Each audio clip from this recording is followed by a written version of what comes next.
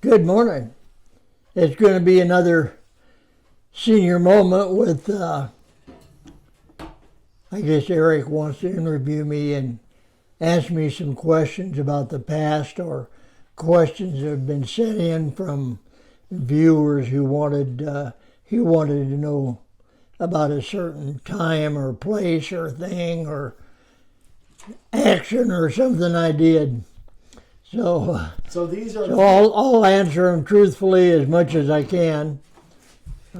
So these are viewers' questions. So first one from Dave Broadhead, who asks several questions. Good name, Dave. Dave Broadhead. And he asked, first question is, you've already answered this one, is what led from being a machinist to making wood signs, but you've answered that previously. Right. But how long did you spend in a career as a machinist? How long were you a machinist? Well, I started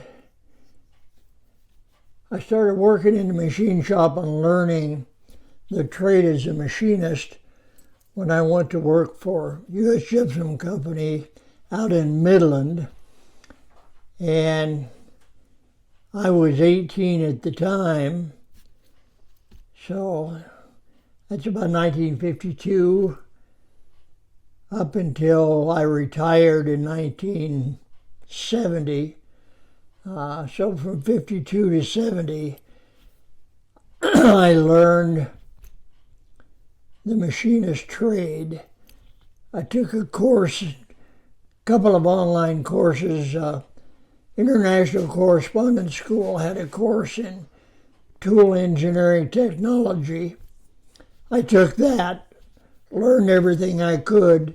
Then from then on, it was just finding a machine I hadn't run before and learning to run it. It was just something I had a natural knack and ability for, and seemed like any machine that I was introduced to, I could run it. So. Gotcha. Okay. All right. So that answers. I hope that answers, Dave. It just. That does. It's just kind of. I can. My mind has a jumble of memories going back through the different shops that I worked in, but that's about as specific as I can answer it. Okay, so now we're changing gears completely. How did you get involved in the country music scene? And how many different concerts have you gone to? Number of concerts, I have no idea. The number of backstage passes that I've had at big name concerts, I have no idea. Hundreds. So how did that all start? Well, it all started when I used to go to a club in Sacramento called Lloyd Hickey's El Rancho. And it really started with Hank Williams Jr. He was performing there one night, and I was carving signs and doing a lot of sign business. So this would have been early 70s. Yeah, early 70s. Yeah. And so I decided I wanted to make a sign for Hank Williams Jr. So he was going to be there for 3 nights. So I watched his show on the first night. And then I went back to the shop. And the next day, knowing I was going to come back, I carved a sign for Hank Williams Jr. And I made another one, separate sign, that said Bocephus, which is Hank Williams Jr.'s nickname. That's what Hank Williams called him, Little Bocephus. So I went back to the club that night. Damn, I wish my throat wasn't as scratchy. Anyway, I went back to the club that night, and after the show was over, because I knew Lloyd Hickey, I asked him if I could go backstage. And he said, sure. And I worked, part of the time I worked sort of like security and helping out. And I was a pretty big boy in those days. And so I went backstage and I gave that sign to Hank Williams Jr. Then I had another one that he signed for me. And then I gave him the one that said Bocephus. And he said, that's great. He said, come on to the bus. So he walked out. He had his bus outside. And I don't remember, were you with me that night? It seems to me like you were. Seemed to me like you were. You and I both went on his bus that night. Yeah. And I gave him that Bocephus sign. He said, I'm going to put that right up here. He showed me where he was going to put it in his bus. And that was the way I got started in carving signs for country music stars. And then one of the next performers was Buck Owens. And I was there, made a sign for him. And it turned out that his manager, Jack McFadden, was there with him. And Jack was just fascinated by that sign. And he asked me if I'd make another one. And I said, well, what do you want on it? He said, I want, what's his name? Damn, I thought I'd never forget that. A famous baseball player, home run hitter, what's his name? Well, it could be Hank Aaron, could be from the Bay Area? No, just from New York. From New York. Anyway. Babe Ruth? No, not that still played at that time. It played at that time, yeah. Mickey Mantle. Mickey Mantle, okay. Mickey Mantle was a good friend of Jack McFadden, so he asked me if I'd make a sign for Mickey Mantle. And I said sure, so I made one for him. The next night was the third night, second or third night. I came back, I gave him that sign, and he said, I didn't make one to get it autographed. I wish I had one with Mickey Mantle's autograph. Yeah. But anyway, he asked me if I ever get down to Bakersfield, he'd like me to come into his office down there. Because Buck Owens was from Bakersfield. So I did. A couple of days later, I went down to Bakersfield, went in his office, and it just happened that Merle Haggard was there. He introduced me to Merle. And Merle said, those signs are so great. He said, I want you to make 6 of them, one for each one of the strangers. He said, I have a building and each one of them have their own office. So he gave me a list of the names. I made the signs and took them down. And I made one for Merle. He autographed it for me. And that was sort of the way I got started.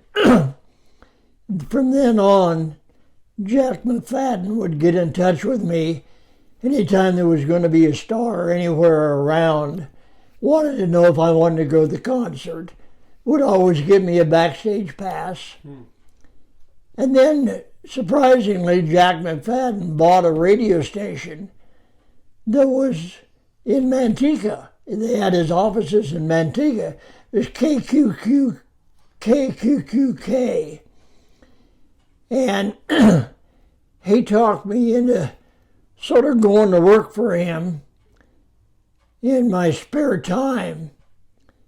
And he told me, he said, the reason, says, because if you work for me, you're working in country music. And if you work in country music, you can become a member of the Country Music Association. I said, absolutely. I think he paid me $10 a month, something like that. But I filled out an application, sent it in, became a member of the Country Music Association. They sent me a card. And from that time on, if I went back to Nashville, which I did every year, they had the CMA Awards, Country Music Association Awards. The first one I went to was called the Disc Jockeys Convention. That was the forerunner of the Country Music Association. And I went back and I got to go backstage because I was a member. I got to go backstage. It was before Hee Haw started, or right around the time Hee Haw started. But I got to go backstage at the Opry, the Grand Ole Opry. And I got to meet all the Opry stars backstage. It was like a whole different life. It was like I was living in a fantasy land. And I remember Ricky Skaggs, for instance, the first time he ever appeared at the Disc Jockeys Convention at the Grand Ole Opry. The first time he ever appeared on stage there in front of this group of disc jockeys. He was the first performer to ever perform a cappella without any background. He even put his banjo down. He walked to the microphone, and I've forgotten the song that he did, but he did a song a cappella with no accompaniment, no banjo, no nothing, just sang a song. The disc jockeys just flipped. They just went nuts for him. That's cool. And I remember that. I was there at for that particular performance. And very few people, I don't think there was probably 50 people there that saw that. They didn't film it. Yeah. But that was the type of thing that I got to see because I was a member. And then, of course, every year I got invited to the CMA Awards, which formed the next year. So I get to go backstage at the CMA Awards. Yeah. I would get to go to the party afterwards, and there was this huge crowd of country music stars. And I met Little Jimmy Dickens and Hank Thompson and so many that I can't even remember. Yeah. But it was something that it was every October that they had that. And I went back every year in October. I would make it a point to get in my big Cadillac Eldorado and drive back to Nashville. So that's so up until I guess just a few years ago, I just since I wasn't involved in the country music, I just sort of let my membership lapse. But and Jack McFadden's long past now. Yeah, Jack McFadden passed away. Yeah. But I kept it up even after he retired. He sold his radio station, moved back to Nashville, and became just an agent back there. Mm-hmm. One of his big customers was Billy Ray Cyrus. And Billy Ray, he used to invite me anytime Billy Ray was going to be around, he'd invite me back. And Billy Ray was performing down in I think, I want to say Bakersfield, somewhere. And I went down to the studio, or went down to the concert.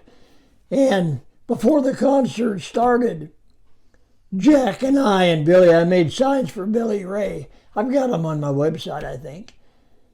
But I actually got to go on stage when he was practicing, when he was doing a sound check for, what's that famous Billy Ray song? Achy Breaky Achy Heart. Breaky Heart. I actually got to go on stage and sort of sing with him, Achy Breaky Heart. Well, there was no crowd there, and it was just his musicians and the sound people. But it was an experience that I'll never forget. That's amazing. So anyway, that's just part of my country music background. That's amazing. Well, guys, we are going to do some more of this, but we're at 15 minutes right now, and that's about the max that I like to go as far as the senior moments. So we will do another some more of this because I got a bunch more questions, and if you guys have got questions, send them in, and we'll just keep doing this on a regular basis. So yeah, if you have questions about a certain country music star, and if I have some sort of a memory where I interacted with them either backstage or on stage or somewhere, if I interacted with them, I'll let you know, and then I'll sort of touch on whatever memory I have of that particular moment. So, all right, that sounds good. Thanks for watching, you guys, and you'll see more of this going forward. So we'll see y'all later. Bye.